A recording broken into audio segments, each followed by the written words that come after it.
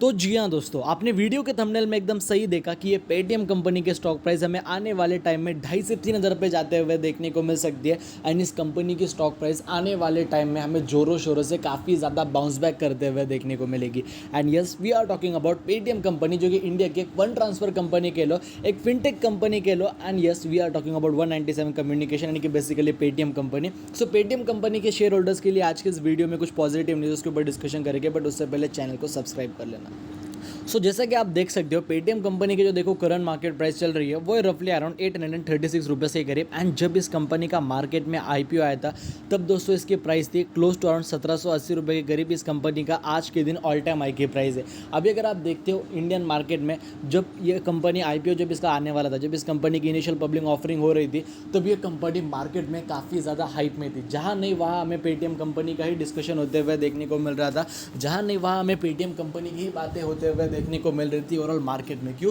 क्योंकि भाई one of the biggest IPO था, काफ़ी बड़ा इस कंपनी का मार्केट कैप था, क्लोज अराउंड 1 लाख करोड़ के अराउंड इस कंपनी का मार्केट कैपिटलाइजेशन देखने को मिलता था।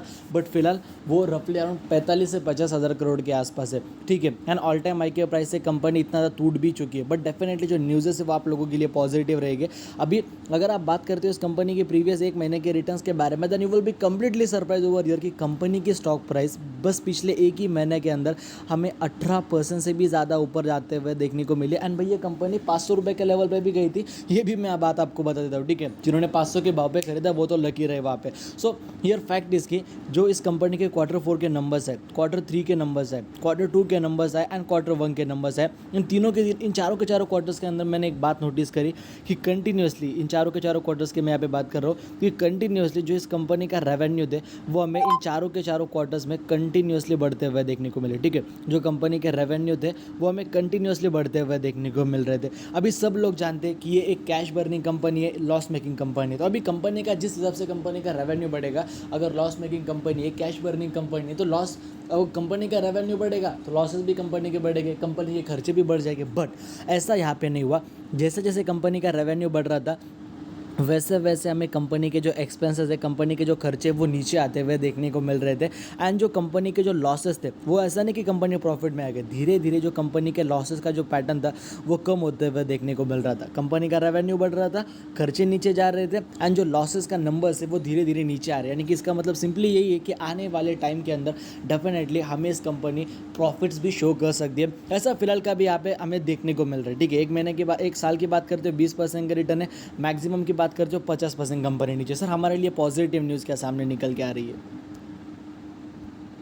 सो अभी अगर आप यहाँ पे देखते हो, जो बोफा नाम का एक बड़ा एनालिस्ट कह लो, ब्रोकरेज कह लो, एनालिस्ट हाउस कह लो, तो उन्होंने यहाँ पे पेटीएम कंपनी की जो टारगेट प्राइस है उसे रेस करते हुए देखने को मिला। उन्होंने इस कंपनी को टारगेट दिया क्लोज टू अराउंड 1020 रुपीज़ के अराउंड।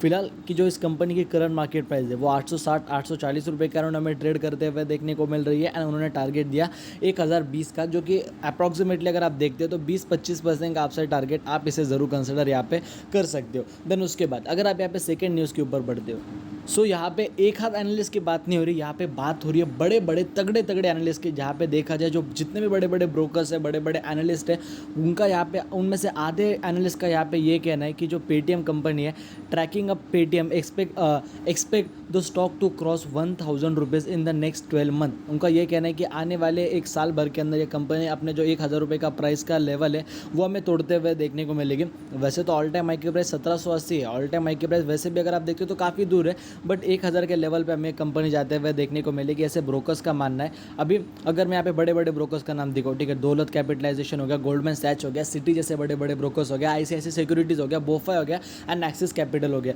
सो उनमें से दौलत कैपिटल का मानना है, उन्होंने टारगेट दिया 1260 का, गोल्डमैन सैच ने टारगेट दिया 1150 का, सिटी ने टारगेट दिया 1144 का, ICICI सिक्योरिटीज़ ने दिया 1055 का, बोफा ने दिया 1020 एंड ICICI सिक्योरिटीज़ ने एक्सिस कैपिटल ने दिया 1000 के अराउंड। तो यहाँ पे बड़े बड़े जो ब्रोकर्स हैं उनके जो टारगेट्स है वो हमें यहाँ पे काफ़ी ज़्यादा अप ट्रेंड में देखने को मिल रहे हैं। बड़े बड़े टारगेट्स यहाँ पे हमें कंपनी के मिलते हुए यहाँ पे देखने को मिल रहे हैं। एंड मार्केट में आपको ऐसे ढेरों ब्रोकर्स देखने को मिल जाएंगे जो कि इन कंपनियों को 1200 से लेकर 1500 के तक टारगेट्स दे रहे हैं। एंड डेफिनेटली इन कंपनियां ये टारगेट्स को अचीव करने का पूरा पोटेंशियल रखती है। बट सारी चीज़ें मैंने आपको समझाई, बट स्टिल ये कंपनी क्या मेरे पोर्टफोलियो के अंदर है? तो ना, देखो ये कंपनी पर्सनली मेरे पोर्टफोलियो के अंदर तो नहीं है, ना मैं इस कंपनी के अंदर पैसा इन्वेस्ट करूँगा। चाहे मुझे बाद में ये स्टॉक 1200 के लेवल पे खरीदना पड़े, चाहे मुझे ये कंपनी 1500 के लेवल पे खरीदना पड़े, मैं बाद में ज़्यादा पैसा देके खरीदूंगा। बट कब? जब ये कंपनी मार्केट में प्रॉफिट शो करने लगे, जब ये कंपनी मार्केट में हल्का हल्के प्रॉफिट शो करने लग जाएगी, तब खरीद लेंगे भाई कंपनी को, क्या दिक्कत वाली बात है। बट लॉस मेकिंग कंपनी में नहीं खरीदता, ये मेरा पहले से ही एक मेरी बात है। हर एक का देखो सोचने का नज़रिया अलग अलग होता है, सबका सोचने का प्रोसेस अलग होता है, सबका सोचने का नज़रिया अलग होता है। मेरा सोचने का नज़रिया अलग है, मेरा परसेप्शन ये था, इसलिए मैंने बता दिया। बाकी चीज़ें देखो आपके ऊपर डिपेंड करती है। बाकी अगर आपको हमारा आज का वीडियो पसंद है तो वीडियो को लाइक कर देना, चैनल को सब्सक्राइब कर देना, आपके वजह किसी का फायदा हो रहा होगा। वीडियो शेयर करना भूलना मत। जय हिंद, धन्यवाद।